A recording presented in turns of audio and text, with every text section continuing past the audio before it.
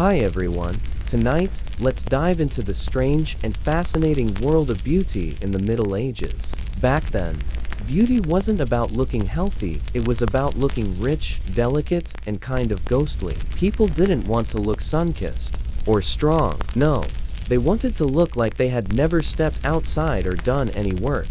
Being pale was a sign of wealth. If your skin was tan, it meant you worked outside in the sun and probably weren't rich. Pale skin showed that you were wealthy enough to stay indoors all day. The paler you were, the higher your social status. Some people wanted to look so pale. It was like they had seen a ghost or were one. But getting that look wasn't easy. Nature doesn't always give you see-through skin, so people used makeup. Rich women, and even some men, used white lead powder on their faces. This gave them a pale look, but also slowly poisoned them. Others used vinegar-soaked cloths to bleach their skin. Some mixed crushed pearls with egg whites. That made the face lighter, but also made your cheeks feel stiff. Like old eggs. To make their skin look even more delicate, people painted blue veins on their arms and chests. That made them look fragile, which was considered beautiful. Writers back then described women as white as milk or snow, or even like the winter moon. Basically, the more you looked like you might faint at any moment, the better. This pale look wasn't just about looking good, it showed that you were rich, pure, and didn't have to do hard work. But it came at a cost. That white lead powder? It was deadly. People made it by soaking metal in vinegar until it corroded. Then they ground it into powder and put it on their faces every day. It made the skin look smooth and pale, but also made it flake, blister, and fall off. Yikes, that wasn't the only dangerous makeup. People used mercury-based blush for color and chalk dust to help makeup stay on longer. They brushed egg whites on their faces to get a shiny, glazed look. If it came from a barn or a wizard's shelf, someone had rubbed it on their skin in the name of beauty. But the side effects were serious tiredness, skin sores, hair loss, and even early death. Still, people kept doing it. They'd rather look fancy and slowly die than be mistaken for a farmer. Men weren't always safe from this trend either. Some noblemen also used powders and creams, especially in royal courts where image was everything. Now, let's talk about a very weird beauty trend, the high forehead. People actually removed their eyebrows and even their hairlines to make their foreheads look taller. Why? A big smooth forehead was seen as elegant, smart, and holy. It said, "I read poetry and gaze out windows," not, "I dig holes for a living." To get this look, women did painful things. They plucked out all their eyebrows. Some even shaved their hairline to push it further back. It wasn't just a little trim, it was a full makeover. Beauty books told women to use tweezers, hot cloths, and even weird creams made from things like cat poop and vinegar-soaked leeches. The goal? A forehead so big you could host a party on it. Art from the time shows women with super high foreheads, pale skin, and soft faces. Their beauty was all about being refined and distant. They wore tight hoods and tall hats that helped hide their shaved hair and missing brows. Not everyone could go through this whole process though. Some women faked it by drawing their forehead higher and covering the rest with headbands. So yes, even in medieval times, people were doing a kind of makeup contouring just with cloth instead of bronzer. Eyebrows weren't just ignored, they were erased. Big bold brows were out. Smooth, empty space was in. Eyebrows were seen as unwanted plants growing in the garden of your face. Some women plucked them until they disappeared. Others shaved them off entirely. To do this, they used tweezers, wax, pumice stones, or dangerous mixtures with lime or even arsenic. That's right, arsenic, just to have a smooth forehead. This wasn't just a trend either. Art from the time shows lots of noble women with no eyebrows and huge foreheads. Not everyone agreed though. In some parts of Europe, thin or arched brows stayed in style, thanks to influence from other cultures. But for the most part, if you had visible eyebrows, you were doing beauty wrong. Some men also joined the trend, especially in royal courts. They might trim their brows, though full removal was rare unless something dramatic happened like a fight over religion. The point is, Medieval beauty wasn't about looking natural. It was about looking perfect, symbolic, and a little like an angel. And if you've ever noticed, angels in old paintings don't usually have eyebrows. Coincidence? Maybe, but it worked for them. Moving on, having a soft pink blush was another big thing. It meant youth and good health, but you couldn't look like you tried too hard. That was considered vain, and vanity was close to sin. The church didn't like women wearing makeup unless they were nobles or doing it humbly. The women got creative. They used beet juice, strawberries, mulberries, and crushed insects for color. Some even rubbed their cheeks to make them flush. Rich people used red lead or other dangerous powders. But the idea was, I may die young, but I'll die with pretty cheeks. Makeup was applied with cloth, fingers, or anything not used for cooking. Since mirrors were rare, women relied on their instincts or help from maids. Too much color, though, could get you labeled as a flirt or worse, like a French woman. Scandalous. Even nuns sometimes wore blush, but only on special feast days. Because nothing says holy like a dab of beet juice behind the church walls.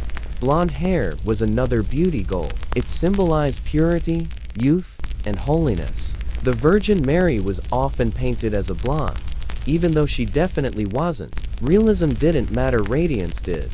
If you were born blonde, lucky you. But most people weren't, so they dyed their hair using weird mixtures: saffron, ash, chamomile, honey, and sometimes even urine. Yes, urine. Because apparently it worked. They also sunbaked their hair, lying in the sun after applying the mix.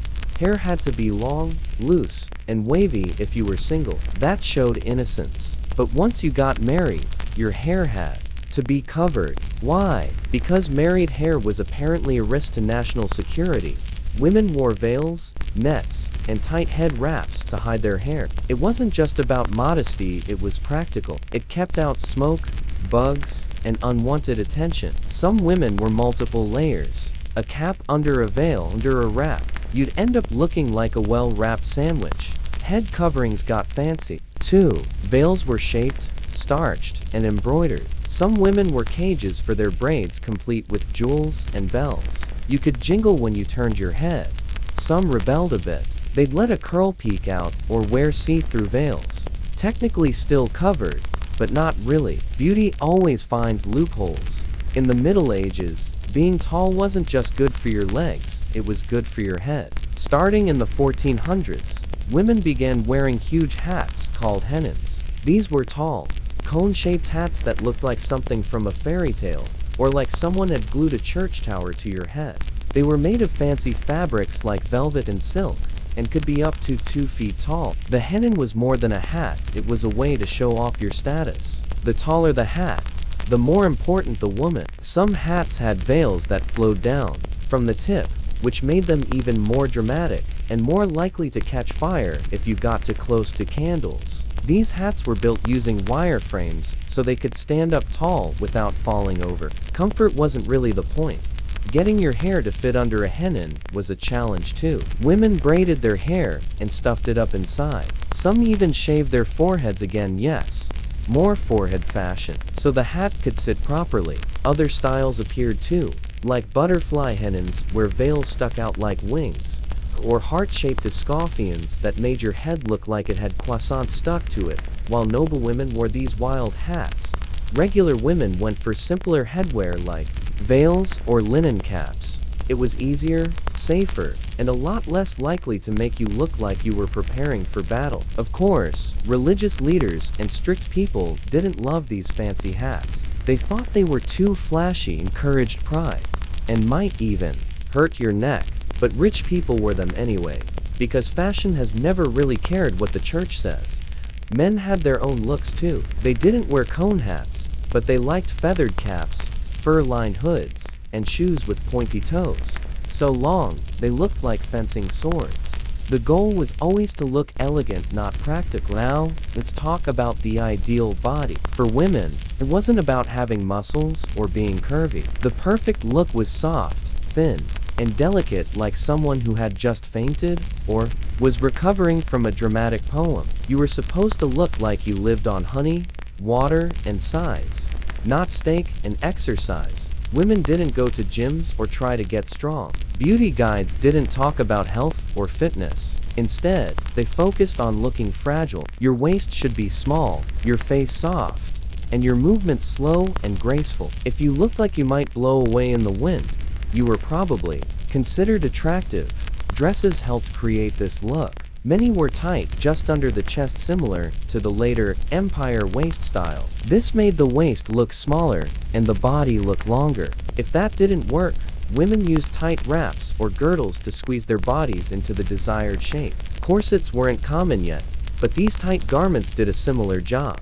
But being too thin wasn't good either. If you looked like you were starving, people might think you had the plague. A little roundness in the face or hips was actually seen as healthy and fertile, good signs in hard times. Basically, you had to find the middle ground between too weak to lift a spoon and might collapse from malnutrition. There was also a lot of weird diet advice. People believed fennel helped with digestion, rose petals made your breath smell sweet, and wine gave you better skin. Protein was okay, but only if it still had feathers attached. This wasn't exactly modern nutrition. Men, on the other hand, were allowed to be a little stronger. A nobleman could have broad shoulders and strong legs, as long as it didn't look like he actually did manual labor. You wanted to look like you could lift a sword, but only if your servant forgot it. A noble man was supposed to be lean, tall, and well-postured, not bulky like a farmer. These were another big beauty feature. Medieval people loved large, clear eyes. They were supposed to look full of wisdom, calm, and sometimes sadness. Poets wrote about eyes like they were windows into the soul. They compared them to dewdrops, stars, or pools of water. Dark, heavy eyes were romantic, but if they looked too tired, that wasn't good. In Northern Europe, people preferred blue or gray eyes. These were linked to innocence and purity. In Southern Europe, brown eyes were also admired, especially if the woman had noble blood or a good family name. There wasn't much makeup for eyes, but some women used soot or charcoal to darken their lashes. That could make the eyes seem bigger, but it was risky. It might cause irritation or blurry vision. Some women even ended up with the first smoky eye look by accident. Tearful eyes were oddly attractive. It made you look emotional and holy, like you just read a long prayer or cried over a sad poem. There weren't fake tears back then, so women sometimes stared into smoke or let someone embarrass them in public just to get the look. Eye contact was tricky. Too much eye contact was seen as flirty or suspicious. Too little, and you looked sneaky. The goal was to glance up gently, with lowered lids, like you were thinking about scripture, but still notice the person across from you. Let's not forget something important: breath. Even though knights and poets praised beautiful lips and teeth, no one talked about breath, because honestly, it wasn't great. Toothbrushes didn't exist, and people didn't have toothpaste. Still, good breath was considered attractive. It showed you were healthy and hadn't just eaten garlic and eels, even though many people had. Women chewed herbs like parsley, fennel seeds, or cinnamon sticks. These didn't clean teeth, but they made breath less awful. Some people used twigs to clean their teeth, just sticks that could scrub a bit and also work as a fidget toy while your knight tried to impress you.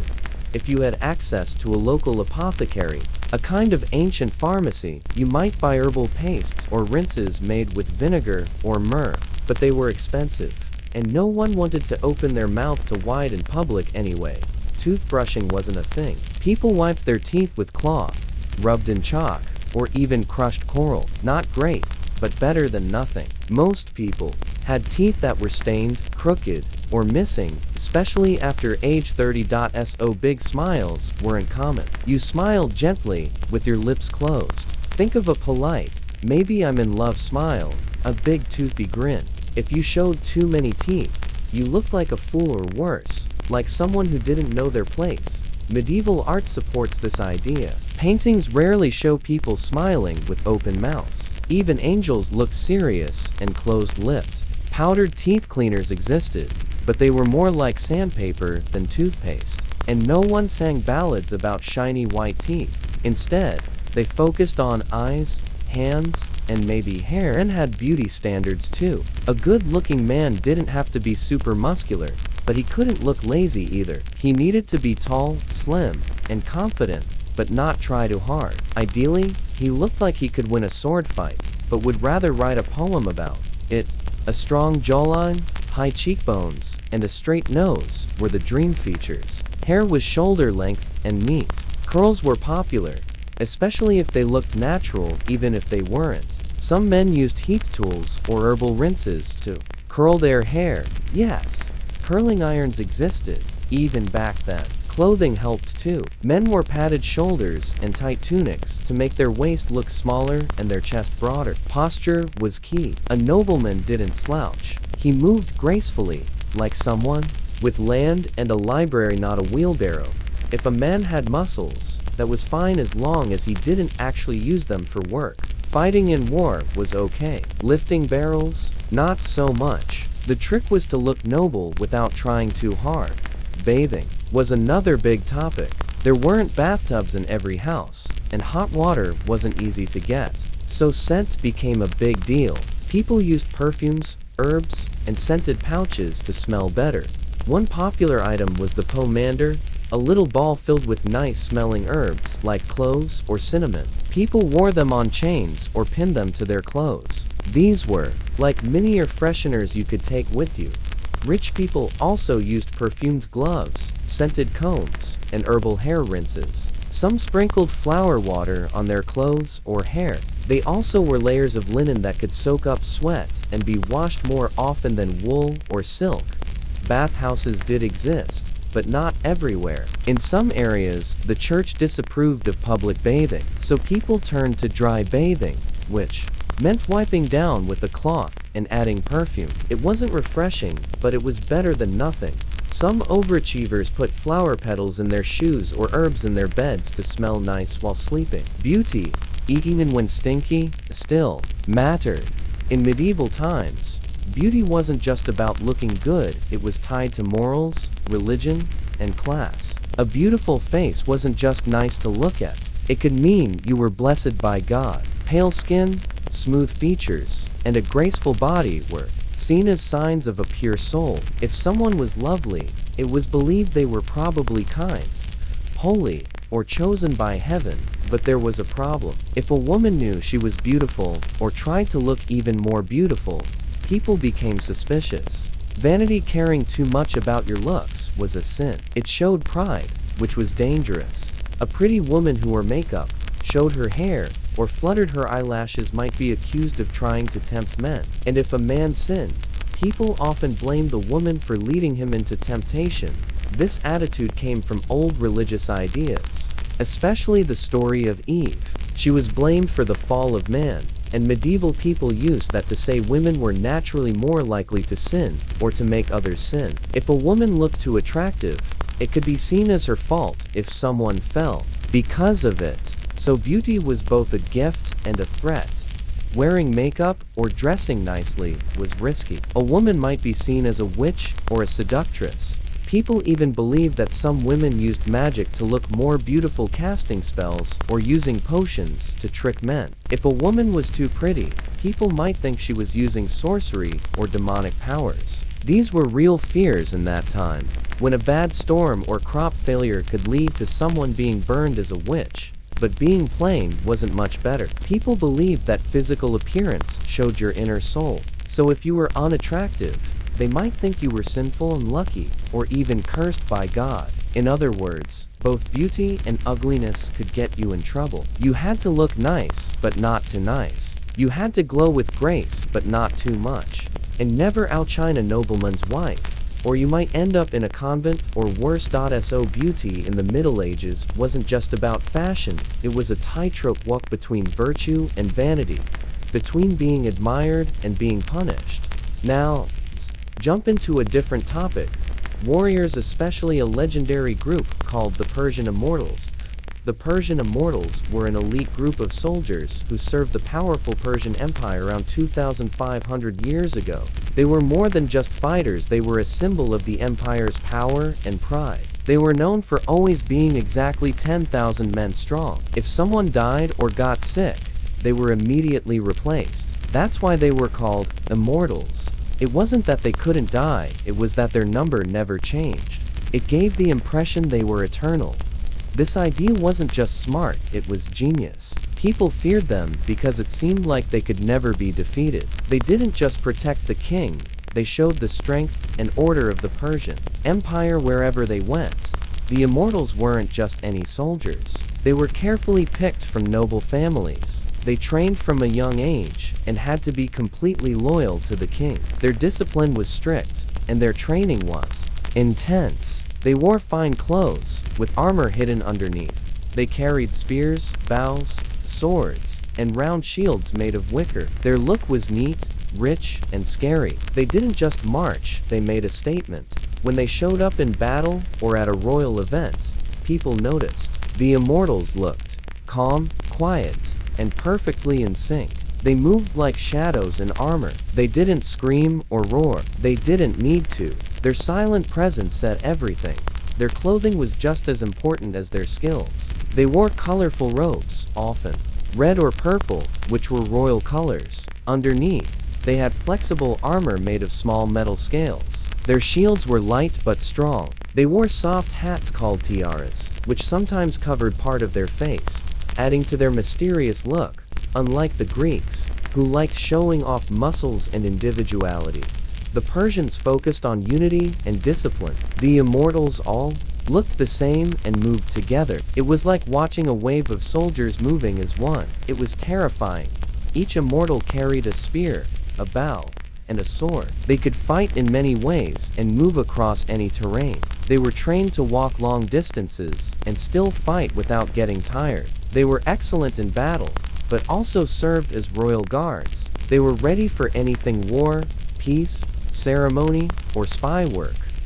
Their biggest strength wasn't just fighting, it was their system. They trained constantly and followed a strict routine. They woke up early, drilled in silence, cleaned their weapons, and ate simple meals together. Meat, bread, dates, and wine, nothing fancy. The empire didn't want spoiled soldiers. It wanted loyal warriors. They lived under watch at all times. Their homes, food, and clothes were provided by the empire not as kindness, but as control. They could marry and have families, but if the king called, they had to leave everything behind. No questions, no delay. If a man hesitated even once, he was quietly removed and replaced. The number always had to be 10,000. No gaps, no drama. This cold system is what made them legendary. They didn't just fight with strength, they lived with discipline. They were tools of the empire, shaped from childhood to serve. If Cyrus the Great created the immortals, then Darius the Great perfected them. When Darius became king, the empire was going through chaos. He used the immortals to bring back order. They were more than guards, they were the king's will, visible in every city. He made sure they were always seen. At parades, at the palace, on the battlefield, they were always there. And they were always exactly the same. Darius even changed their role in battle. The immortals started working alongside archers, horsemen, and chariots. They became part of complex battle plans. They trained more in archery, siege attacks, and team tactics. Greek writers later describe how they fired arrows while marching slowly behind their shields, never breaking line. The immortals were also used to stop rebellions. The Persian Empire was huge, stretching from Egypt to India, and people rebelled often. The immortals were the first wave of punishment. When they arrived, it wasn't just to fight, it was to send a message. The king is watching, and the empire doesn't forgive. Under Darius, they became feared not just as warriors, but as enforcers. Their images were carved into palace walls, all identical, lined up, facing forward. These weren't just decorations, they were propaganda. Darius wanted every visitor to know, these men are always here, and they never die. The Persian immortals reached the peak of their fame under Xerxes the Great. That's when they faced their biggest test, at the Battle of Thermopylae in 480 BCE. This was the famous battle between the huge Persian army and a small group of Greek warriors, including 300 Spartans. Xerxes sent the immortals to break the Greek line, but something unexpected happened. They couldn't do it. The narrow mountain pass made it hard for them to use their bows or move easily. The Spartans, trained for this kind of fight, held their ground. The Immortals lost many men that day. It wasn't just a military defeat, it was a hit to their reputation. They had always seemed unbeatable, but now they had bled and died like any other soldiers. The illusion of immortality cracked, but they didn't give up. They regrouped. They marched again, because being an immortal didn't mean you couldn't die, it meant you always came back. What made the Persian immortals truly special wasn't just their fighting skills, it was their system. These warriors didn't rely on luck or magic. Their power came from organization, planning, and discipline. The most impressive part was how they stayed at exactly 10,000 men. If someone died, got sick, retired, or even messed up, he was immediately replaced. There was no delay, no break in the line. A new soldier would take his place, and no one outside the army would even notice. It made the unit feel like a living machine that never broke down. This wasn't an accident, it was the result of brilliant planning. The Persian Empire had a group of trainees always waiting in the background, ready to step in when needed. These young men were trained, tested, and prepared, living near the capital under constant watch. They weren't just learning to fight, they were learning how to follow orders, keep formation, and be part of something bigger than themselves. The Immortals weren't just a group of soldiers. They were a system that was always ready, always working. They had officers called Hazarapatis, which means commanders of 1,000. There were 10 of these under the main leader. These officers oversaw everything: training, gear, food, housing, and even medical goods. Say a man died in battle in Egypt. Someone from the capital, hundreds of miles away, would be sent to replace him. If a soldier broke his leg in Media, his replacement was already packing his things. That's how smooth the system was. It wasn't just military readiness, it was psychological warfare. If one soldier fell and another instantly took his place, it made people think the army could never be stopped. This kind of system also controlled politics. If a soldier's family became disloyal, he was quietly removed. No big deal was made about it. The rest of the line moved forward like nothing had happened. It was this machine-like smoothness that made the Immortals so powerful. The Greeks didn't work this way. They believed in personal glory heroes who stood out in battle. The Immortals were the complete opposite. No one soldier mattered more than the unit. And that's what made them terrifying. They didn't seem like men. They seemed like shadows of the Empire, always watching, always marching. Even when they weren't fighting, the Immortals played a big role in the Empire. They were like armored diplomats. In the Persian way of thinking, showing power was just as important as using it. The Immortals were often sent to other lands, not to fight, but to be seen.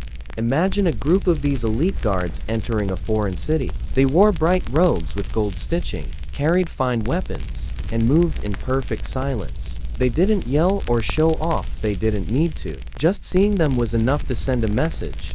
The Persian Empire is watching. They were often assigned to different provinces to remind governors who was really in charge. These soldiers didn't control the government, but they were always nearby. If someone talked about rebellion, the Immortals would appear quickly, and that was usually enough to shut things down.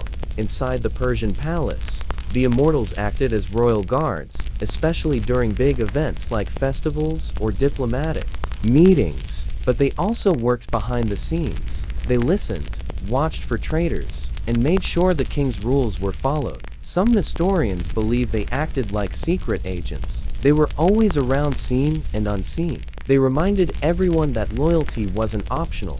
This double role, being warriors and silent watchers, was part of their strength. Most elite units in ancient times lived for battle, but the Immortals were more than fighters. They were part of a larger plan. They showed that the Persian Empire didn't rule by war alone, it ruled through fear, order, and style.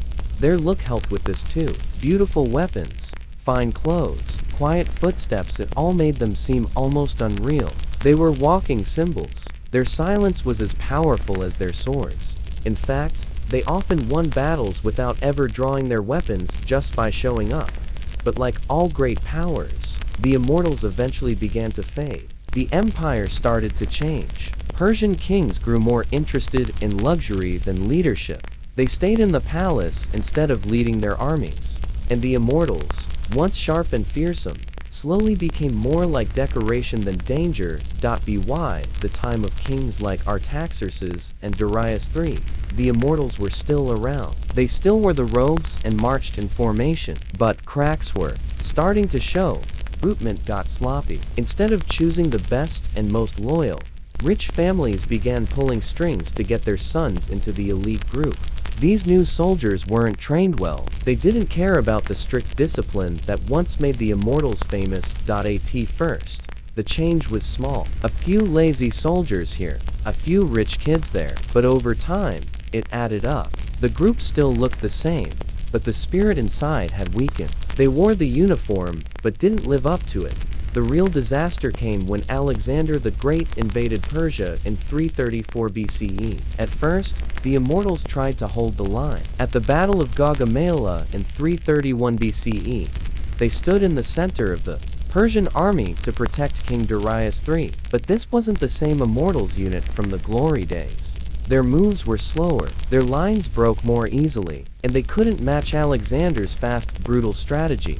They fought hard, but they lost. And this time, there were no instant replacements. The system that had kept their number at 10,000 was no longer working. The machine had broken. When Alexander reached the capital and took over the royal palace, the immortals were nowhere to be found. Their line, the one that was never supposed to break, was gone. After that, the unit faded from history, but their legend didn't die. Some of their traditions live on. Alexander himself admired their organization and copied parts of it in his own army. Later, in a new empire called the Sasanian Empire, different elite unit rose up. Historians sometimes called them the New Immortals. They weren't the same, but they used the same idea: an elite, permanent fighting force that looked eternal. Even centuries later, military leaders studied the immortals. Napoleon Bonaparte praised their structure. In stories and in history books, the name immortal stuck. In modern movies, they're sometimes shown as monsters or silent killers in masks. But the truth is more interesting. They were human, ordinary men turned into something greater through discipline and planning. They didn't need magic to become legends. They just needed loyalty, order, and silence. Their greatest weapon wasn't the spear or the sword, it was the idea that they would never stop coming. Like shadows at the edge of the empire, always ready, always watching. And in that way, they became something very close to what their name promised: immortal. So far, we've talked about legendary men, but women weren't just sitting at home in history. Some picked up weapons, rode into battle, and changed the course of entire wars. These women weren't just rare, they were often erased from the history books. But they existed, they fought, and they deserve to be remembered. Let's start with the Scythians, a group of nomadic warriors who lived in the wide grasslands from Eastern Europe to Central Asia. Unlike most ancient cultures, Scythian women didn't stay home. They rode horses, shot arrows, and went to war. Greek historians, especially Herodotus, were amazed when they saw this. He described tribes where women wouldn't marry until they had killed an enemy in battle. For a long time, people thought these stories were myths, but then archaeologists found the truth. Burial sites across Ukraine, Kazakhstan, and southern Russia have revealed the skeletons of women buried with weapons, bows, swords, and even arrowheads lodged in their bones. These weren't decorations. These women had fought and died in real battles. Scythian life demanded toughness. Everyone, man or woman, had to ride, hunt, and protect the tribe. Girls learned to shoot arrows as early as boys. They wore the same leather clothes, had the same hairstyles, and even got tattoos. On horseback, you couldn't tell men and women apart. On the battlefield, gender didn't matter. But off the battlefield, roles became more traditional. A Scythian woman could be a deadly fighter and still return home to care for her family. These roles weren't in conflict, they worked together. The ancient Greek stories of the Amazons may have been based on exaggerated tales of Scythian warrior women. The Amazons of myth faded into legend, but the Scythians were real and terrifying. Now, Let's move to West Africa, where another group of warrior women made history. In the kingdom of Dahomey, now Benin, there was a famous all-female military group called the Agaji. European colonizers later called them the Dahomey Amazons, comparing them to the mythical warriors from Greece. But these women were far from fiction. By the 1700s and 1800 seconds, the Agaji had become the king's royal guards. They weren't just for show, they were trained killers. They started as elephant hunters and palace protectors, but evolved into elite frontline troops. Girls were chosen when they were young, often for their strength or spirit. They were taken from their families and put into strict training. They ran through thorny obstacle courses, practiced real sword fighting, and swore never to marry or have children. Their loyalty belonged only to the king. They wore braided sashes, carried muskets and machetes, and were known for their fearlessness. French soldiers during the colonial wars of the 1890s were shocked at how fiercely these women fought. One officer told of a Dahomey woman who rushed forward, killed a man by cutting his throat, and calmly cleaned her weapon. They weren't backup fighters, they were the main force in attacks and ambushes. In battles with the French, even when outnumbered and outgunned, they kept fighting. They launched night raids, street battles, and refused to back down. But these women weren't just brave soldiers, they held power in the kingdom. They gave the king advice, led ceremonies, and shaped foreign policy. In a deeply patriarchal world, they carved out their own space with weapons in hand. The French eventually defeated Dahomey, but the Agaji's legend lived on. They even inspired the fictional warriors in Marvel's Black Panther, the Dora Milaje. But real history is even more impressive than fiction. Let's move to Japan. In the late 1100s, during a civil war called the Genpei War, one woman rose from the battlefield and legend: Tomo Gozen. Tomo wasn't a quiet lady in waiting. She was a samurai warrior skilled with the bow and sword. She served a general named Minamoto no Yoshinaka, who may have also been her lover. She fought alongside him during his campaign to take over Kyoto. In the famous war story, Hike Monogatari, Tomo is described as both beautiful and deadly. The book says she had long black hair, pale skin, and was as strong and skilled as any men. In her most legendary moment, she was surrounded during the Battle of Owazu. Instead of fleeing, she stayed and fought. In one story, she rode up to an enemy on horseback, pulled him off, and beheaded him. Then she calmly got back on her horse and returned to the battle. After the war, no one knows for sure what happened to her. Some say she was captured and forced to marry, others say she became a nun, or maybe she just vanished, slipping away like a ghost. But her story lived on in plays, books, and Japanese history. In a world where women were expected to be quiet and obedient, Tomo Gozen stood tall, sword in hand, and unafraid. Now, we turn to Britain. In the 1st century CE, when the Roman Empire was at its peak, a woman named Boudica shook the Roman world. She was the queen of the Iceni tribe in what is now eastern England. When her husband, the king, died, he left his lands to his daughters and to Rome. But the Romans ignored his will, took over the land, and publicly whipped Boudica. Even worse, they assaulted her daughters. It was meant to humiliate her and crush resistance, but instead, it sparked one of the most powerful uprisings Rome ever faced. Boudica didn't just stay angry, she fought back. She united several British tribes and led them in a massive revolt. She rode in a chariot, spear in hand, with her long red hair flying behind her. She looked like a goddess of war.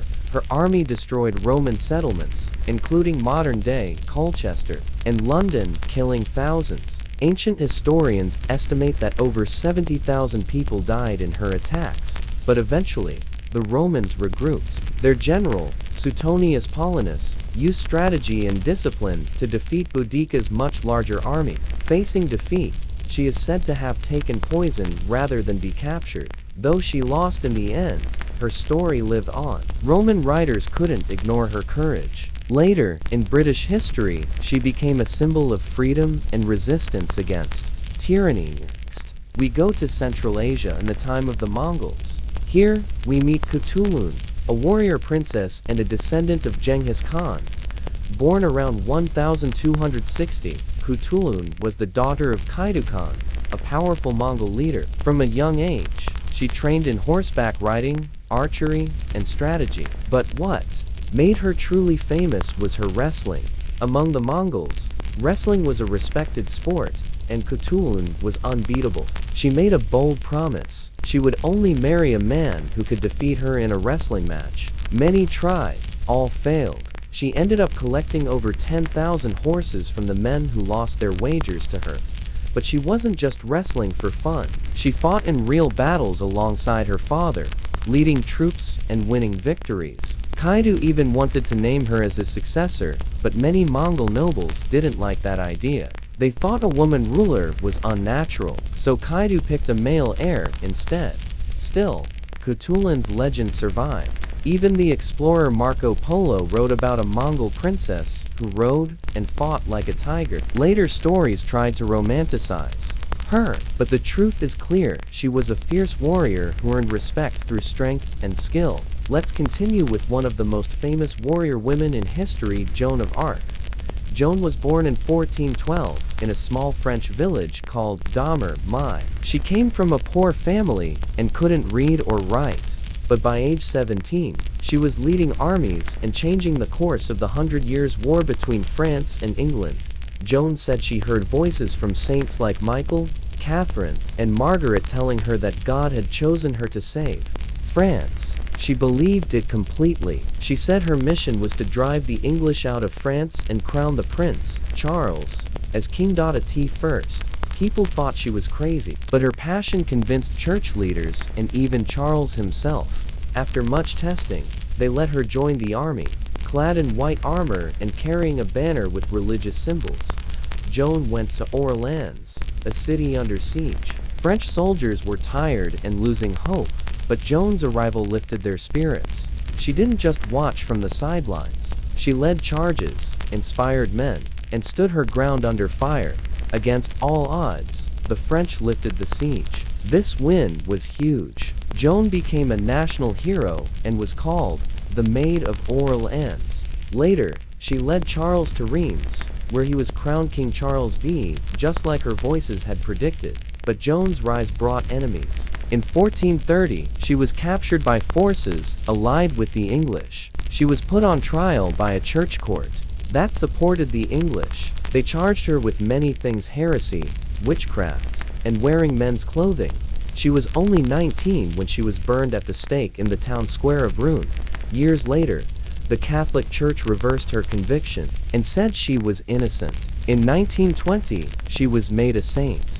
Today, Joan of Arc is remembered as a symbol of bravery, faith, and resistance. Now, we move ahead in time to Japan. In the 1800s, when samurai culture was dying out, but one last female warrior stood up: Nakano Takeko. Nakano was born in 1847 into a family of samurai scholars. She was smart, disciplined, and trained in martial arts from a young age. Her favorite weapon was the naginata, a long pole with a curved blade. It was often used by female samurai for its reach and elegance. She studied Confucian teachings and practiced swordsmanship until she was one of the best fighters in her region. She also taught other women how to fight. In 1868, civil war broke out in Japan. It was called the Boshin War, and it was a fight between the old ruling group, the Tokugawa shogunate, and the new forces supporting the emperor and modernization. Nakano didn't just stay home. She formed a unit of female warriors called the Joshitai, or Women's Army. These women were traditional samurai armor and fought alongside the men to protect their town of Aizu. During one battle, Nakano charged into enemy lines with her naginata, killing several soldiers, but she was eventually shot in the chest. Knowing she would be captured or possibly dishonored, she asked her sister to cut off her head so the enemy couldn't take it as a trophy. Nakano was buried with her sword in a temple in Fukushima. Today, statues honor her bravery, especially in Aizu, where she's remembered as a hero who fought for tradition and pride. Now, it jumped to World War II and meet one of the deadliest women in military history, Lyudmila Pavlichenko, also known as Lady Death. She was born in 1916 in Ukraine and was competitive from a young age. She loved sports, shooting, and studying. When Germany invaded the Soviet Union in 1941, she didn't become a nurse. She joined the Red Army as a sniper. At just 24 years old, she fought in the sieges of Odessa and Sevastopol, two brutal battles. She hid for hours in freezing weather, waiting for the perfect shot. Her targets included soldiers, officers, and even enemy snipers. Her total kill count? 309, including 36 enemy snipers, making her the most successful female sniper in history. Her skills were so impressive that the Soviet Union pulled her from combat and sent her to the US, Canada, and the UK as a diplomat. She met President Franklin D. Roosevelt and became close with Eleanor Roosevelt, who admired her courage and intelligence. In one speech, she scolded American reporters for asking about her makeup and skirt length. She said, "I wear my uniform with pride. I'm fighting, are you?" Her boldness shocked many and inspired more. After the war, Lyudmila earned her degree and became a historian. She also trained new Soviet snipers. Though she suffered from war injuries and trauma, her story lived on. She was honored as a hero of the Soviet Union and remains a national legend in Ukraine and Russia. But Lyudmila wasn't alone. For every famous name like Joan of Arc or Lady Death, there are hundreds of warrior women whose stories were erased, forgotten, or turned into myths. Let's talk about some of them. In Vietnam, during the 1st century CE, two sisters named Turk and Tung Nh led a rebellion against Chinese rule. They rode elephants into battle and built an independent kingdom for 3 years before being defeated. Today, they are honored with statues and festivals in Vietnam, though few outside the country know their story. In West Africa, in 1900, Ya Asantua of the Ashanti Empire stood up to the British. When they tried to take the sacred golden stool, symbol of Ashanti power, she led a rebellion. She gave fiery speeches, led troops in battle, and showed that women could be just as strong in war as in politics. There were also Viking shield maidens. While they may not have been common, some women did fight alongside men. Archaeologists have found graves of women buried with weapons and even war horses, suggesting they were more than just wives or servants. In the American Southwest, Lozin, a warrior from the Apache tribe, fought alongside her brother, the leader, Victorio. She was known not only for her fighting skills, but also for her spiritual abilities. She was said to sense the enemy's location, protect her people, and fight fiercely for her tribe's survival. Across every continent, in every age, women picked up weapons to defend their homes, their families, and their beliefs. Some were leaders, others were rebels. Some fought in armies, others fought alone, but all broke the rule that said, war is for men. As we reach the end of this journey, let's reflect on what all these stories mean. We've seen women across history, across cultures, and across centuries who fought not just with swords or arrows, but with courage, conviction, and heart. These were women who refused to be told that they were too weak, too soft, or too fragile to shape the world around them. They weren't just fighters, they were leaders, strategists, protectors, and inspirations. Some of them wore armor, others were simple clothes. Some led armies, others led small groups, or even stood alone. But every one of them proved something powerful. You don't need to be born into power to fight for it.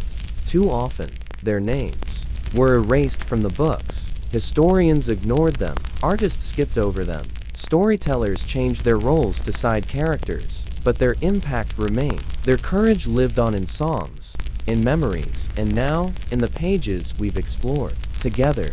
The truth is, strength doesn't come in one form. The Persian immortals were feared because of their discipline. Scythian women were deadly on horseback. The Agagi of Dahomey charged into battle without hesitation. Joan of Arc heard voices and followed her faith into war. Nakano Takeko wielded her blade with calm purpose. Lyudmila Pavlichenko never missed a shot.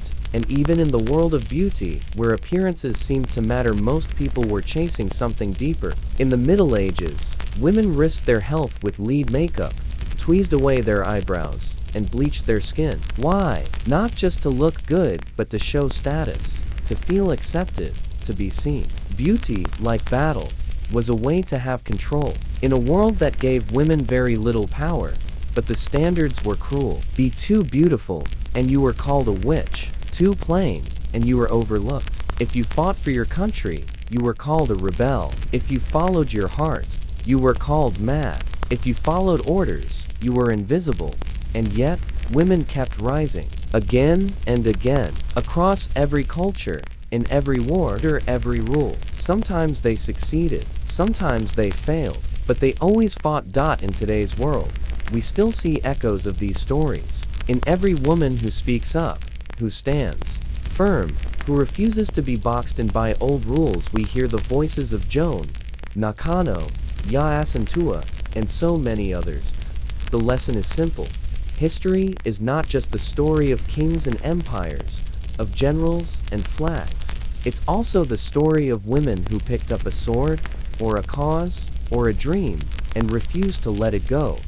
And when we talk about beauty, we need to remember that what's considered beautiful has changed constantly. In the Middle Ages, it was pale skin and high foreheads. In ancient times, it was long hair or wide hips. In one place, a round face was lovely. In another, skinny arms were prized. These were all passing trends, but what truly lasts is confidence, resilience, and purpose. The women we've talked about today had all of that. Whether they were painting their faces or painting the battlefield red, they were chasing the same goal: to be seen, to be heard, and to have a say in their lives. So what can we take from this? First, that women have always been strong. The idea that female strength is a modern thing is false. It's just that history forgot to write them in. Second, that power and beauty aren't enemies. They've always been linked.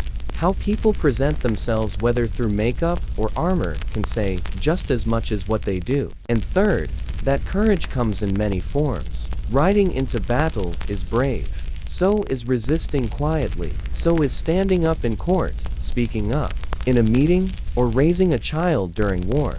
The truth is, warrior women are everywhere. Some wear uniforms, some wear school bags, some wear suits, some wear scars. They're in every corner of the world. They always have been. And thanks to history and people who tell these stories, they'll never be forgotten again.